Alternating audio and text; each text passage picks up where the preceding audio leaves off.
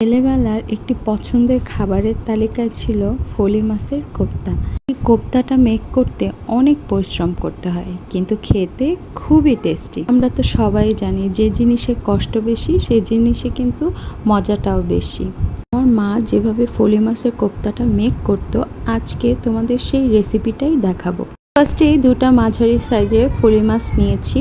আর একটা ছোট্ট চামচের সাহায্যে ফলি মাছের উপরে যে আঁশগুলো রয়েছে সেটা ছাড়িয়ে নিচ্ছি। মাথাটা ফেলে দিব। মাথাটা ফেলে দিয়ে পেটের ভেতরে যে অংশটা ছিল সেটা আমি পরিষ্কার করে নিয়েছি। এরপর সাইডে যে একটু কাটা থাকে ওইটা আমি কেচি দিয়ে কেটে ফেলে দিচ্ছি। এবার মাছগুলোকে র্যাপিং করে নিচ্ছি। এটা করে নিলে কিন্তু মাছের ভেতরে যে মাংসটা সেটা কিন্তু ছিটে না, এটা ভেতরেই লেগে থাকে। দুইটা মাছ র্যাপিং করা শেষ। এবার পুতার সাহায্যে আমি মাছগুলোকে থেতো করে নিব। যে দেখো মাছের ভেতরে যে মাংস